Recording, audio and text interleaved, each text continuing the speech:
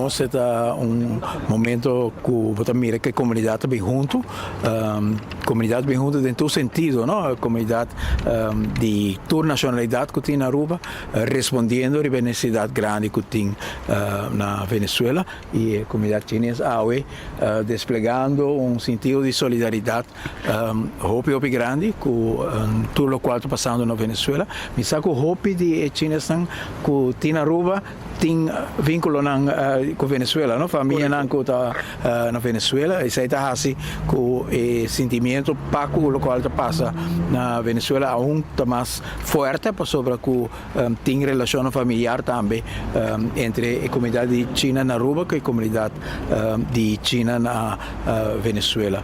Está hopi bonita para mira com a comunidade respondendo para donar de uma parte, onde com ampor e ajuda com o ministério. Agora nós temos 42 paletes. Em 3 dias nós logramos 42 paletes de comunidade chinesa. Nós só que notícia, nós temos meeting urgente, mas só tem dificuldade porque nós não sabemos contato com logística para riba. Mas depois nós logramos, e anteayer nós dando mensagem para nosso povo chinês, comerciante e família também, para por apoiar 3 locais que não quer.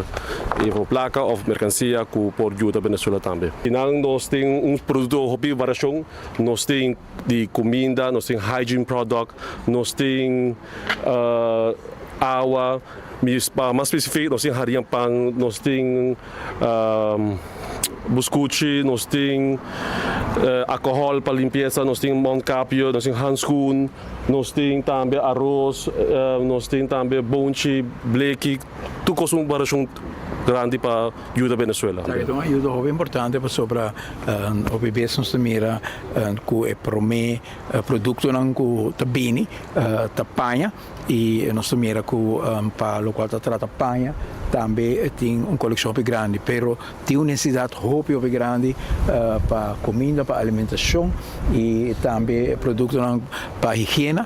Isso que é produto não como mira aqui também que vem William de número de governo de Aruba, me quer nosso papel também para a comunidade de Venezuela, dentro dele no momento na aqui hopi danki comunidade de China na Aruba, comunidade que tem hopi siglo que nós também na Aruba e junto com vosso esforço nós podemos dar alívio também na Venezuela. De verdade, em 3 dias não acercar-se a nós e não avisa, não ajuda full a comunidade venezuelana e está de bonita gesto que não tem de grande magnitude e nós estamos muito contentos que sei. Tem hopi ajuda para a Venezuela a nós ter